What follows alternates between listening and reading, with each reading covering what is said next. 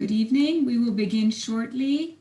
Just a reminder, we have interpretation services available in Spanish, Arabic, and Amharic.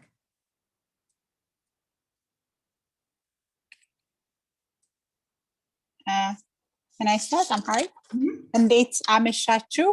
አሁን በአጭር ጊዜ ውስጥ ዌብናራችንን እንጀምራለን።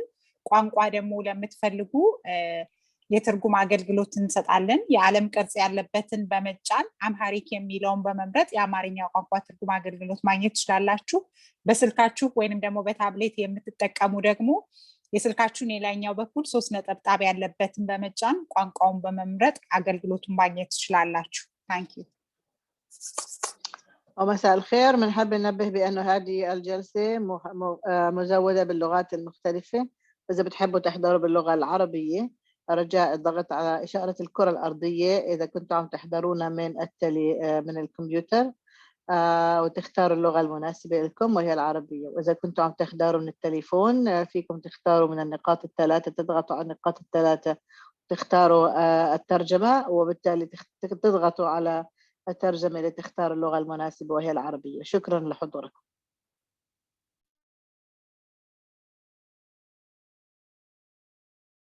Spanish, can you give directions, please?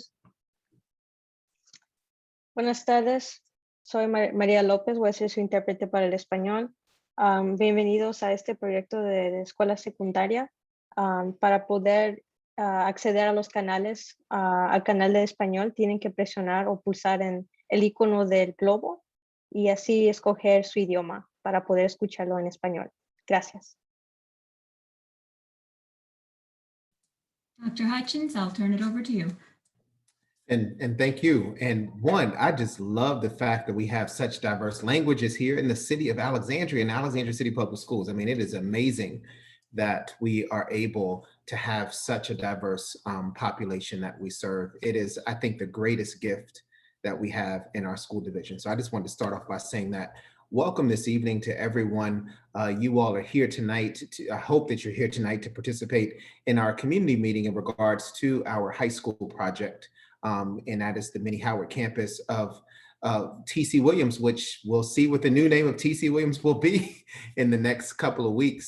But this is probably one of the largest projects that we are working on as a school division. And I believe one of the most important because we are dealing with the only high school in the city of Alexandria and what the future holds for the next generation of leaders. So tonight it really is about listening to our community and hearing from you all. I'm going to turn things over to our team. My job was just to welcome you to this wonderful event and for you to hear from our team about the efforts that we're making as well as what the future will hold. So without further ado, I will turn things over to our Director of Capital Programs, Planning and Design, Ms. Erica Gulick. Thank you, Dr. Hutchings. And Medea, if you could pull up the slides, perfect. So as Dr. Hutchings said, we're here tonight to kick off the design for the new Mini Howard campus. We're really looking forward to listening to you all and your ideas tonight. We have a few poll questions that we're going to go through, and then we'll be collecting your feedback to provide to the design team. We'll start with a little introduction. We have a presentation, some information to share with you all about the design process and the Mini Howard campus. And as I said throughout, we'll have a few surveys that we will give to you. So please make sure to answer those and be engaged and interactive with us tonight. And then if we have time at the end, we do have a lot to cover, but if we have time, we will go through questions and answers. So please feel free to submit questions and answers and even comments through the Q&A chat that should be at the bottom of your screen. We can go to the next slide. So our desired outcomes tonight, we want to make sure that you all understand the design process, that you understand the Mini Howard site and specifically the projects that we will be pursuing at the Mini Howard site. That we review some of the major themes from a visioning survey we've had out for approximately the past week and able to gain some more of your feedback on that tonight. If you didn't get a chance to participate, do not worry, it will be open until Wednesday and we'll be asking some of the same questions tonight. And then we want to make sure that everyone's clear on our concept phase engagement schedule, and particularly the whole schedule for the project. I now actually will turn it over to Dr. Gerald Mann, the Executive Director of Instructional Support, to go through briefly some of the instructional priorities for the new school campus with the community. Thanks. Thank you, Ms. Gulick, and good evening, everyone. As Dr. Hutchins laid out, this high school project is about our connected network. Although we are focused on the Mini Howard campus for design, the educational design team is also looking across all 5 parts of the connected network, that being the King Street campus, the Mini Howard campus, our satellite program, Chance for Change, and our early college. And the unifying theme that the educational design team has chosen to focus on across those from an instructional standpoint is project-based learning. And project-based learning will give us the ability for interdisciplinary instruction. And we know from research has proven over time that project-based learning increases academic outcomes. And you may be aware that we have an industry advisory board that's led by our Director of Career Technology Education, Dr. Jacobs. And so we're also working with our industry advisory board partners centered around the 17 career clusters on our workforce development and work-based learning opportunities for our students.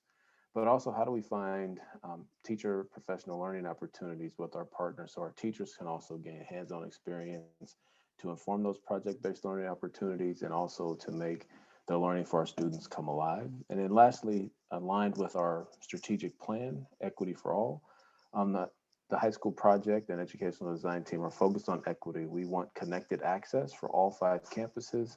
And then lastly, to make sure that we have developed a way for all of our students to be engaged across the connected network. And so at this time, I will turn it over to Mr. Odell from Perkins Eastman. Great, thank you, Dr. Mann. First, let me say how excited we are to be here working with you and ACPS and the community on this really exciting project. This is the kind of project that we excel at, and on behalf of the entire design team, let us suggest how enthusiastic we are to be starting the conversation with you. So I'm Sean O'Donnell. I'm the principal in charge for the design team. I'll be responsible for the overall design of the project. Also with me tonight is Omar Calderon. He's the design principal on the project and someone who has partnered with me on many of the projects that you see on the screen and really invested in creating beautiful high performance learning environments.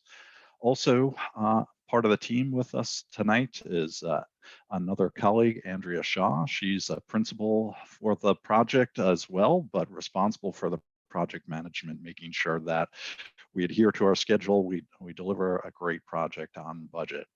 And also demonstrating our commitment to the community, even over and above the work that we've already done with ACPS, like the Early Childhood Center at John Adams Elementary School and other projects across the city. We've partnered with Teresa Del Nino, a principal of McGinnis Del Nino Architects, an Alexandria-based firm that, again, is fully committed to delivering a great and high quality project for the community in Alexandria, and also someone who's done a lot of work with ACPS as well. So a little bit about Perkins Eastman, just to give you a little background on our approach, our philosophy, to design. We believe in that schools are truly the centerpiece of their community. So we're really excited to engage a project that has many dynamic parts and will be active throughout the day and throughout the week as a great community asset. But we also believe very strongly in sustainable high performance design and the creation of learning environments that enhance educational outcomes. And so that entails a whole host of issues that you'll hear a lot from us throughout the design process, and we'll start that conversation this evening. But in many ways, what we'll be doing is engaging the vision that Dr. Mann and Dr. Hutchins just articulated, and creating an architecture that really creates a synergy of environment and educational vision and mission. So just a few illustrations of work of relevance to us, to this project perhaps, including the high schools of Dunbar High School, the highest scoring lead project in the world. And then, also back on that slide down at the bottom is Banneker High School, which is a net zero energy high school currently under construction in the District of Columbia. You see Langley High School and other high schools, across Northern Virginia, and other projects, that we can bring to bear through the hundreds of schools that we've designed in our portfolio. Next slide, please.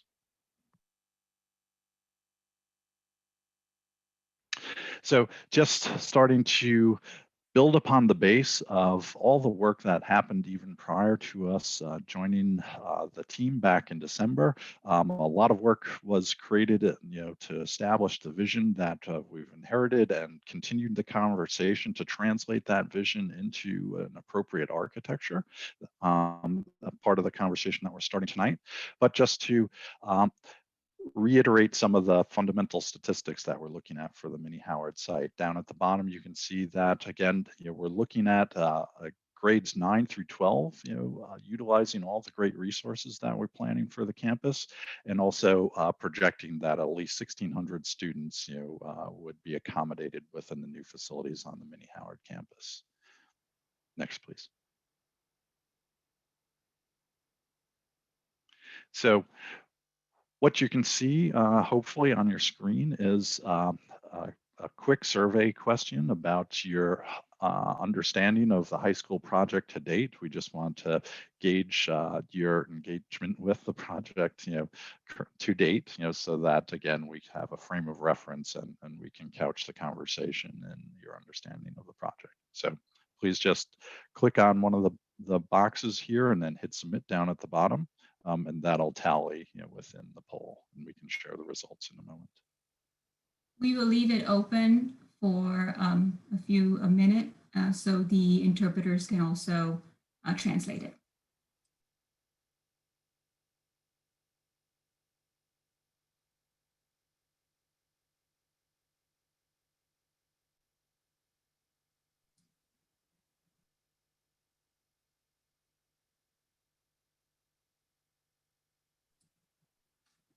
We still see a few questions, a few answers coming in. Give it a couple more seconds and then I'll close it. Medea, it looks like one of the interpreters might not be seeing the survey. Take care of that.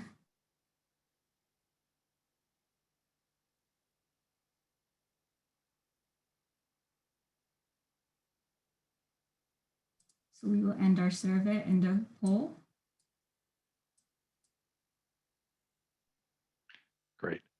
So looks like everybody knows a little bit something about the project. The majority, 47%, knows some, and then a number of people, maybe about a little over a third, know a reasonable amount to a lot about the project. So this is very helpful. Thank you for the opportunity. You might have to hit close, or we can close the survey for you on the screen. So just continuing forward, to give you a sense of where we are in the planning on the process, you can see, that we're in a phase, that we've started, we've gone through pre-design in many ways, having joined the team, picking up on all the work that preceded us up to December 2020, created what's called a comprehensive program and educational specification that was approved by the school board the other night.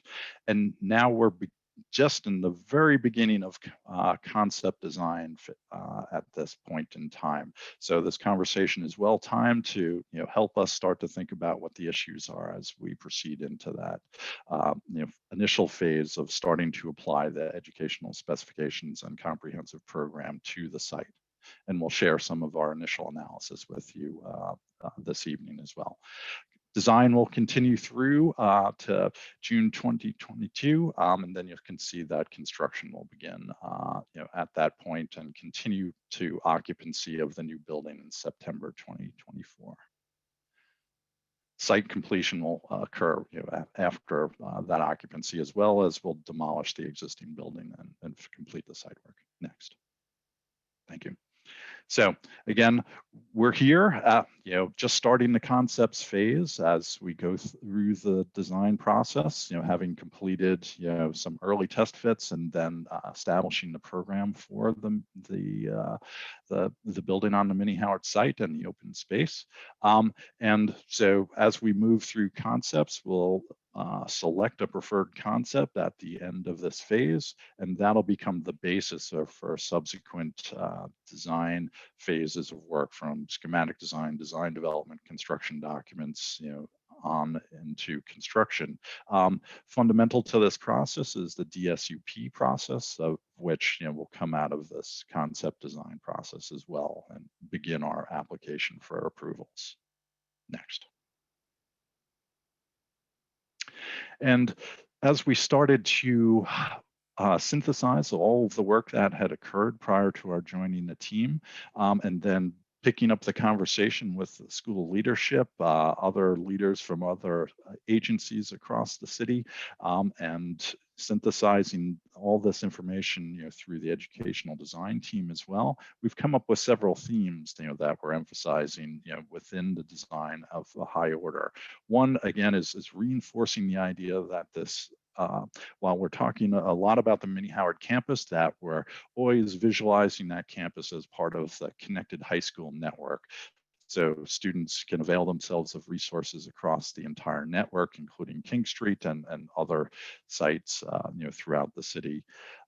Also, as Dr. Mann said, that project-based learning is fundamental, and an active and experiential learning environment is what we're after, and the dynamism associated with that. But also recognizing that while we want to open with a great and focused program, we need to recognize that flexibility and adaptability both throughout the day in using this facility, but then also through the entirety of the life cycle of the building. We want to make sure that it continues to evolve to pedagogy and curricular and community needs and technology needs over time. And fundamentally, this idea of STEAM that you see up above is one of interdisciplinarities, that we can organize the building to really foster great and interesting cross-disciplinary work and synergies across all the different disciplines in the building. And then fundamentally, we're after this idea of a healthy, high performance place to learn that really promotes and fosters health and wellness for not only the students and teachers and the administrators, but for their families and the communities as well. The diagram off to the right, just starts to organize, many of the constituent parts at a high level of the building. And you can see, that from the dashed line, to the left and then to the right, that we're actually starting from day one to think about organizing the building as a major community asset, and enabling active community use of the building without disruption to the academic program. So thinking about how all these parts interrelate, and we can create a great opportunity for the entire community to use. Next. So our next question for you on the polling feature is, as you think about what's important to you about the redevelopment of the Mini Howard campus, you have the opportunity to select from the following criteria that just popped up on the screen. And these are actually derived from the online existing survey that you'll have the opportunity to also engage after the presentation tonight as well. So please select as many as you think are important for us to be considering as we move through the design process. And then again, hit submit, and we can tally the results.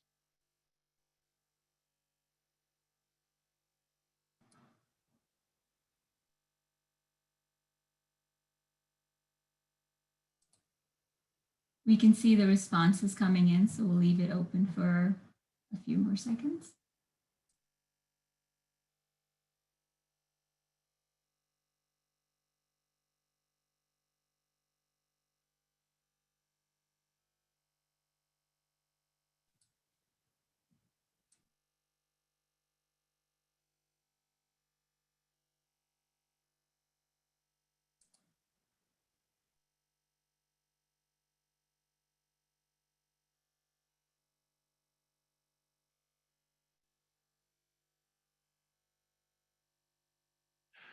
Okay, great.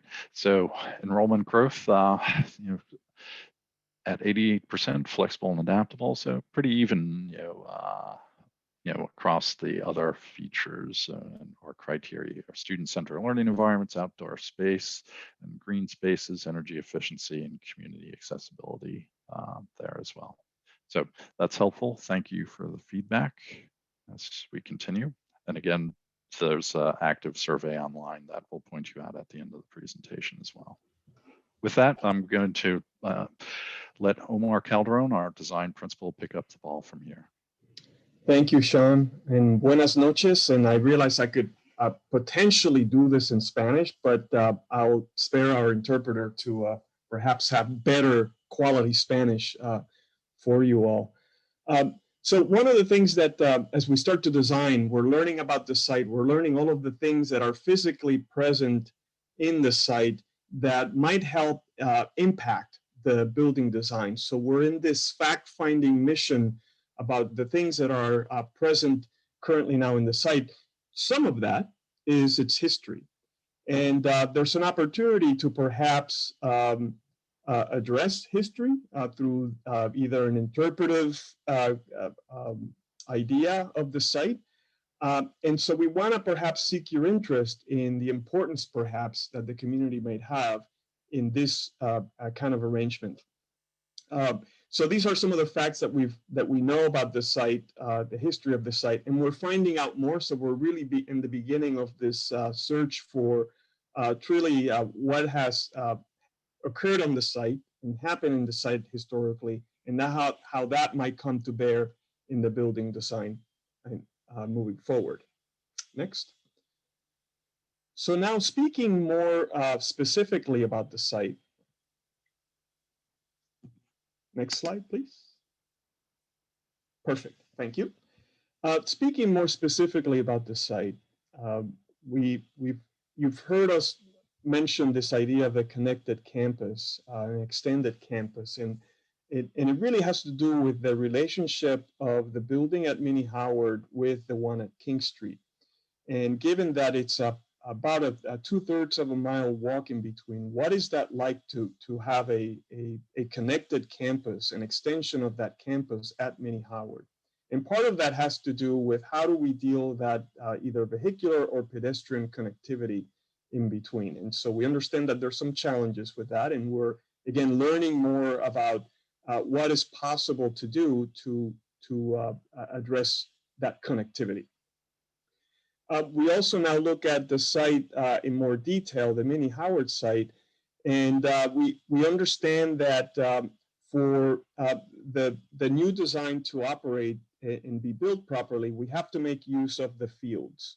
And we're doing essentially a land swap. We're building on the site where the fields are in order to keep the Mini Howard building operational during that time. And then at the time that the new building is complete, then the students move in, and then the Mini Howard building can be demolished, and that part of the site can be used for other uses. Next. We also understand some of the challenges with the site when it comes to vehicular movement. This is a site that is 12 acres, but it has access from only one side, and that is West Braddock Road. And so that actually begins to suggest or put a lot of pressure on that side of the building to manage all of the vehicular movement as well as the pedestrian movements. Next. It also has a lot of topography. There is about a change of topography of about 60 feet from all the way on the west side towards the east, with the west side being the higher elevation. But as we look at the site closer, we find that there's actually a series of terraces or flat areas on the site, which might begin to suggest places where it might be more beneficial and less complicated to construct a building. So the areas that are hatched in green indicate places where there might be steep slopes in the site. And that also begins to suggest where cars or pedestrians might have an easier time accessing those plateaus, those flat areas of the site. Next. So just another point on vehicular movement and access. I didn't get that. Sorry. Try again. Apologies. Siri thinks I'm speaking with her.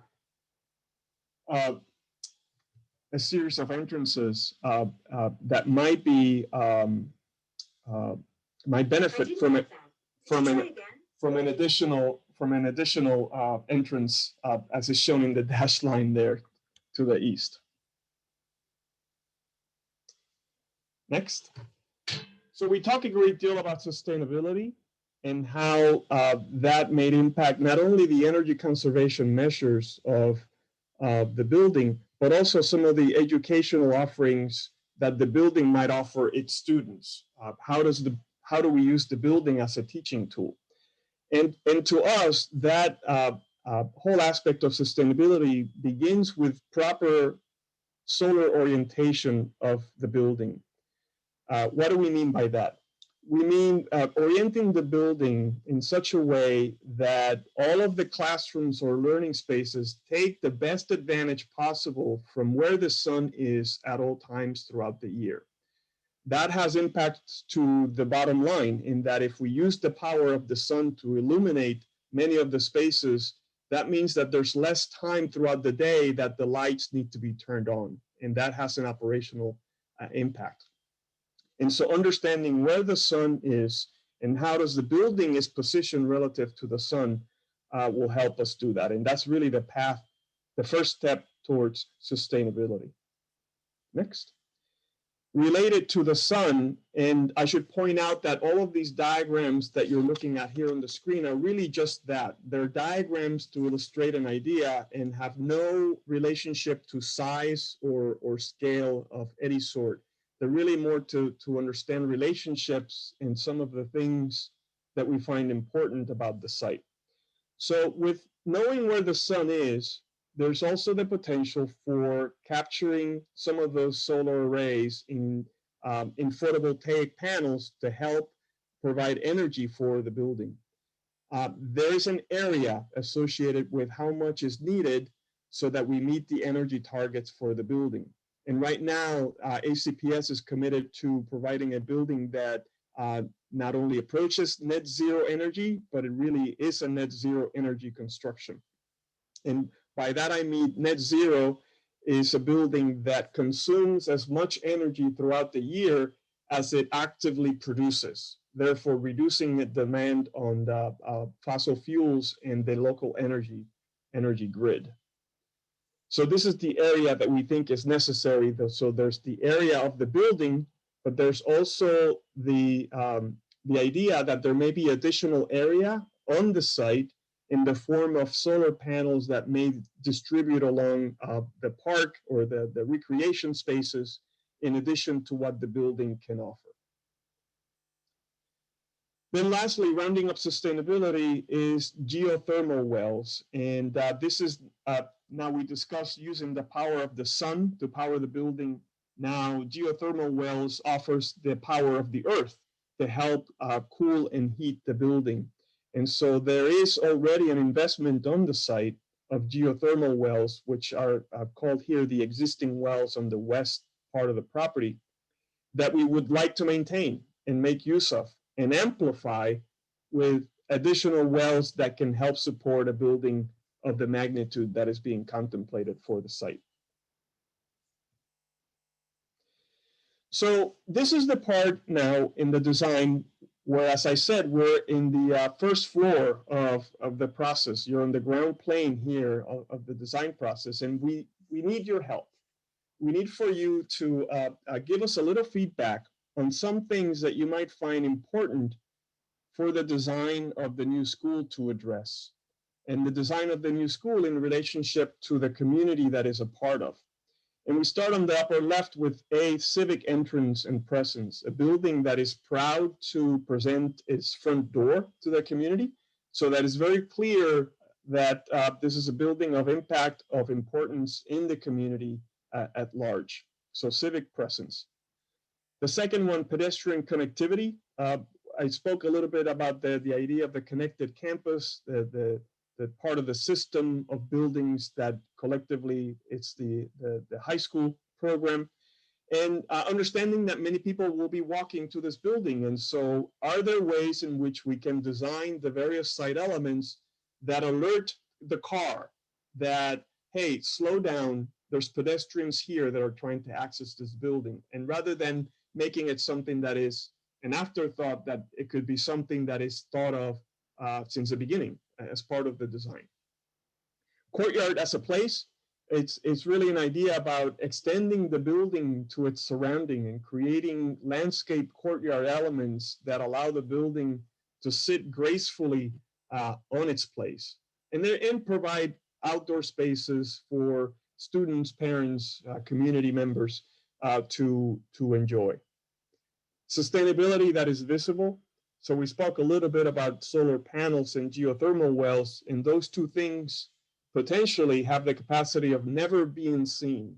One is on the roof of the building, the other one is buried underground. And so what if the building had the capacity to express its high performance aspirations and use them not only as an educational tool, but really have an expression of the architecture that speaks about sustainability, therefore making it visible? And how do we go about doing that?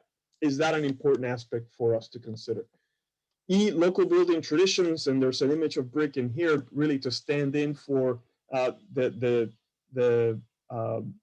predominant building material that one sees in some of the other historic places around the city. And should that be important? Should that be something that we relate to in the new design? History of place, I briefly hinted at, having to do with how the site was used historically. We know that there was a farm in this place, and that there was a certain amount of local history associated with that farm, and how much should that play a role in at least being acknowledged or interpreted in a way that is sympathetic with the aspirations of the community. Indoor-outdoor connection, we like windows. They let the daylight in to all of those wonderful spaces. We'll have a gymnasium space in the school, and the ability to connect that space to the outdoors, and not only that space, but other spaces as well with the outdoor portions of the site. Outdoor learning. We believe that outdoor, especially now more than ever, there's an increased interest in doing more with those outdoor spaces adjacent to the school. Can we do more in terms of education? Can we provide effective outdoor learning venues for the students? And given that we have a high topography changes in the site, how does that impact some of the site layouts and site design elements that we may want to achieve? And then lastly, scale, base, middle, and top. And this really, I think it's more related to the building design itself, a design that allows itself to be understood. And this is kind of a somewhat classical idea of a building, where buildings need to have a beginning, a middle, and an end, just like a story. In building design, we often speak about the base, the middle, and the top. How does the building meet the sky?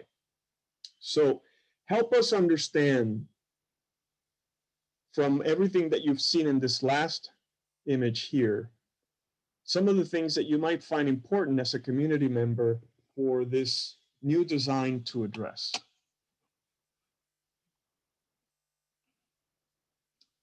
So we should have a poll on the screen, and the elements are listed there.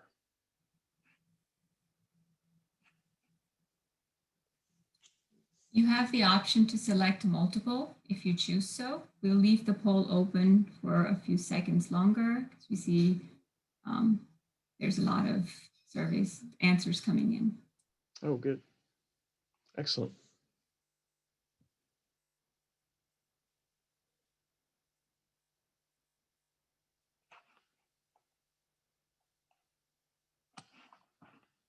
So you'll advance the slide when you think it's proper to do so? Yes. Mm. We'll leave it open for a few more seconds. Mm-hmm. And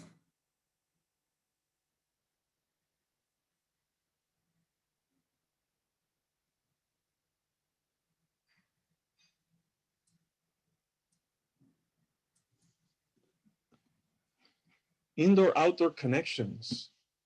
Fantastic.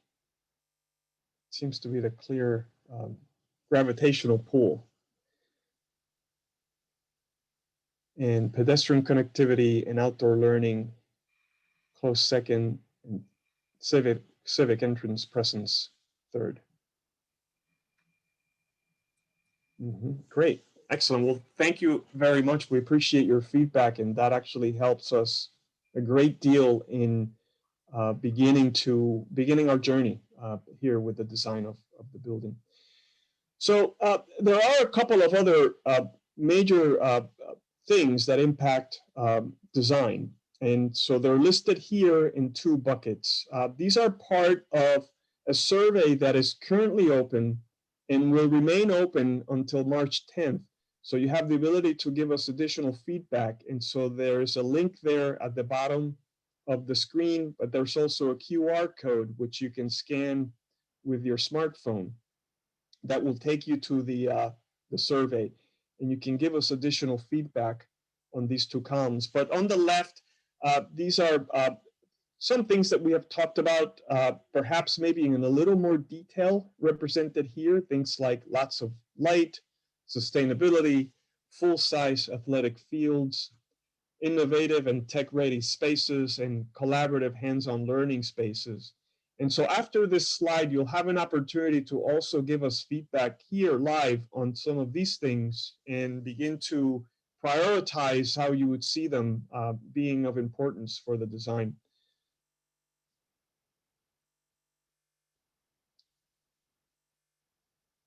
So here they are.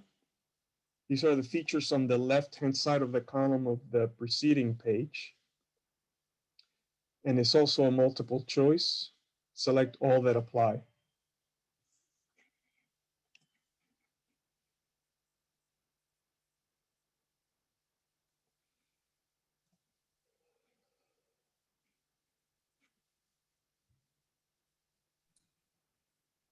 We see a lot of responses coming in.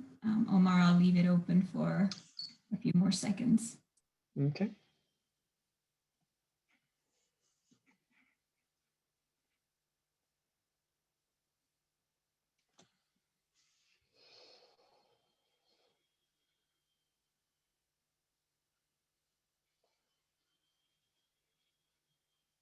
Okay.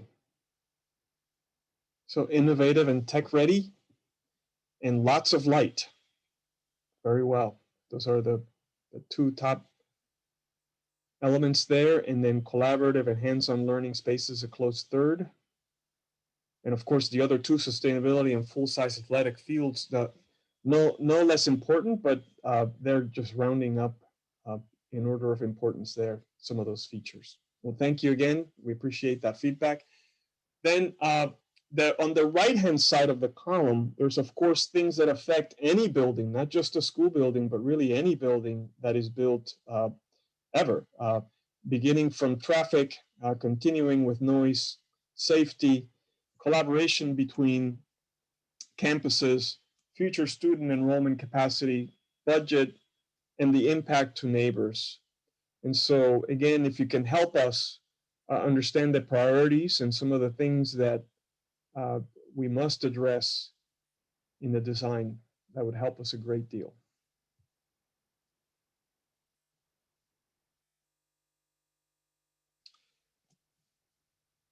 So like before, we'll leave that open for a few seconds while we receive some responses. Doing a quick time check here. We're at 7:10, so we're doing good.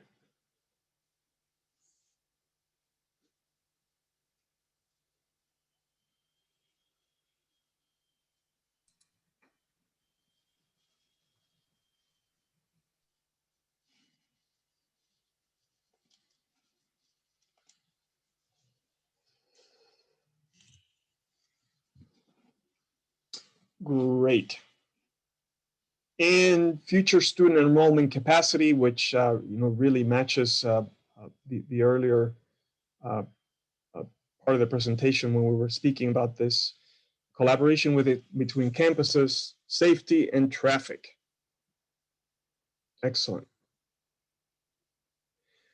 Great. So we thank you for that feedback. That's very helpful to us. And now I will hand over the presentation to Azuka Bartlett, who will walk us through some additional items. Azuka? Thank you, Omar. We are collecting the, feedback from our community from multiple different portals. As you have seen, there is a survey out. We've received a good amount of feedback. We have, I believe we received about 175 submissions so far, and we're continuing to get more submissions. We also have convened a superintendent's advisory team who are, and on that team, we have 3 at-large community representatives. We have an Alexandria PTA member. We also have representative from multiple different civic associations, different commissions, also student representations from our high school and middle schools, and also our high school principal, as well as other members of the school team. The school superintendent's advisory team is assisting us as a conduit between their communities and groups, gathering their feedback and bringing it back to the design process. In addition to that, we have convened an internal school space team who have been providing us feedback from the education perspective. And also, lastly, we have convened an independent design peer review panel who has been providing us their observations and suggestions on the design process. Next slide, please. Near-term decisions, as some of you may be aware, we have gone through the co-location options test fits back in January and February. School board made a decision to not include the affordable housing as part of the considerations. With that decision, we have moved forward with the development of the comprehensive program and educational specifications document. And this document has been approved last Thursday by the school board, which is informing the basis of the design for the concepts. We are we'll be presenting the 3 concepts on March 18th meeting to the school board, and we're anticipating a decision from the school board on one of the 3 concepts that are presented on April 8th. Next slide, please. Our engagement calendar.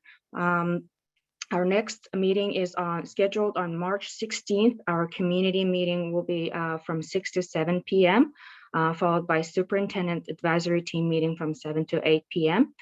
We'll have another community meeting on March 25th, as well as superintendent's advisory team meeting. And on March 18th, we're anticipating again to present on the concepts, and we're followed by a decision on April 8th. Following the decision from the school board, we'll have a follow-up meeting with both the superintendent's advisory team and the community as well. Next slide, please. As I mentioned, there's the survey that's out in our community, and here's the link. You can also use the QR code on your smartphones to get to the survey. And there's a link for our next community meeting for March 16th. And if you have any questions or comments, please feel free to email us at the high school project email address, or check us out at our high school project website. Next slide. We will leave this slide up, Azuka, so the members have a chance to take the information down. Sure.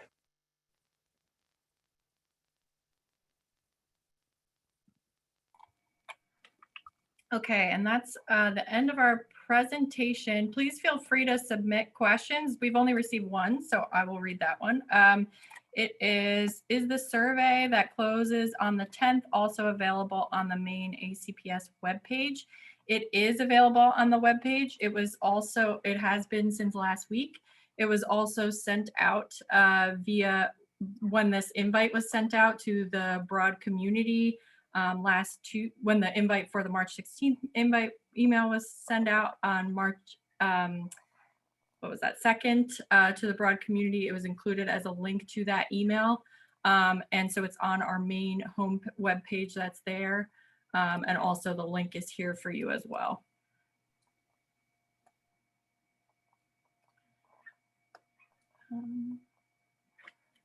We have another question, Erica. When will this presentation be posted on the high school project website? Thanks. So we do record these meetings.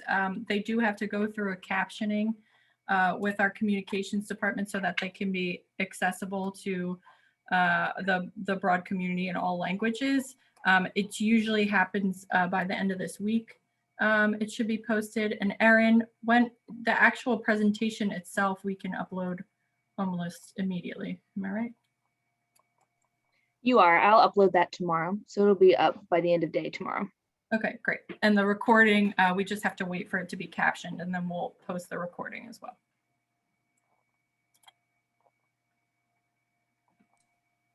The next question is, are you considering / planning for other access modes to the school?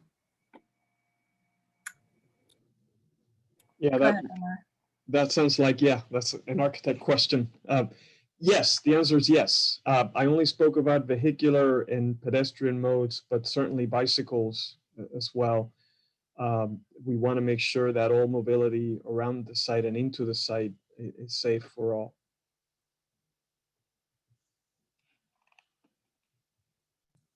We have another question from our community member is, why are we designing for only 1,600 students? Is it due to the site limitation? So I'll start that question, but anyone else from the team can jump in if they want. So we're designing for 1,600 students, ultimately because we feel that that's the best number for our connected high school network. We're able to fit 2,900 students at the King Street campus.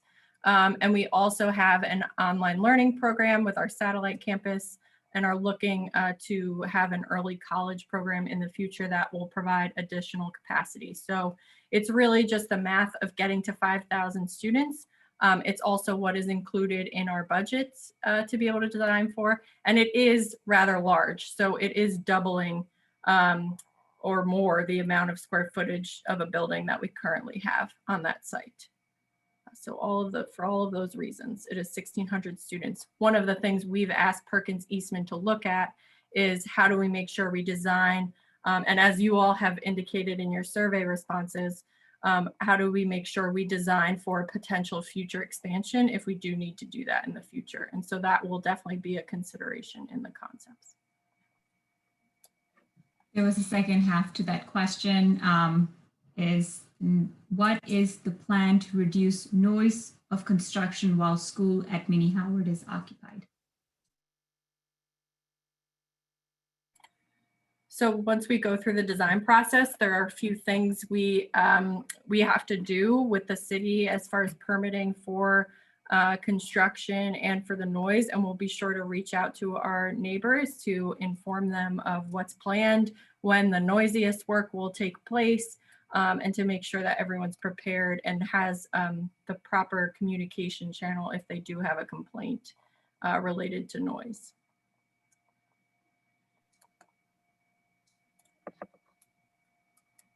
And one other question, is the concept that Mini Howard will be a STEAM campus? Will students be walking back or forth between King Street campus and this campus all day long, or stay on one campus depending upon their curriculum? This is not clear to the community at this time.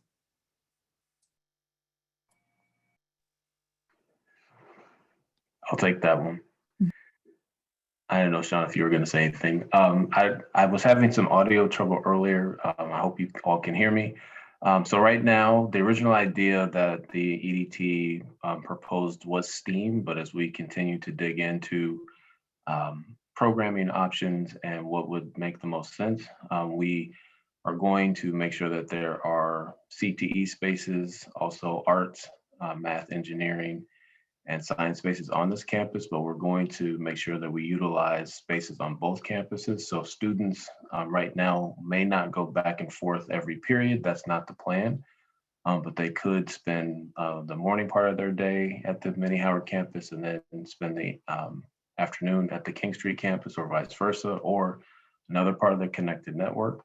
And so we're trying to be flexible and really come up a level and think about our project-based learning as the model and not focus on STEAM instruction anymore. And so that's our next steps moving forward as the EDT really digs into what the redesign of the entire high school experience will be moving forward.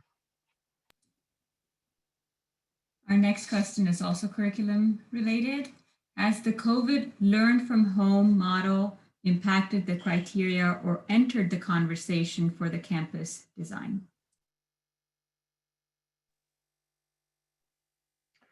We've learned a lot of lessons around virtual instruction. We'll learn more as we go into hybrid. We have high school students and middle school students receiving EL and special ed services returning tomorrow, and then full scale on the 16th. So we know moving forward that Dr. Hutchins has asked us to look at designing a virtual school, and the EDT will have a meeting around this idea and lessons learned and things that we should think about. But we know there may be a blend of students having the option to take an online course, but also still do face-to-face, and we still will have our satellite program, which is almost like a hybrid program that we're going to start here actually in the next couple of weeks. And then also the virtual school. So we have several options, and we'll be doing a deep dive on the curricular side, but also with Mr. Ballas and his team as far as next steps as we think about mixing and blending virtual options for a virtual school that would be a separate school, but also ways that we can expand options for students online at any of the connected network.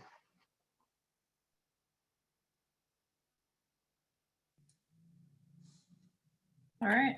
Thank you, Dr. Mann. I think that is all the questions we have received. We really appreciate everyone joining us tonight and taking the time out of your schedules. We really hope you can also do the same next Tuesday, March 16th, when we'll start to present some of the concepts. We know that's when it starts to get really exciting. So we're looking forward to having your feedback next Tuesday. That is all I have. Team, have I missed anything? Doesn't look like it. Okay, great. Well, thank you all. Have a good evening and hope to see you next week.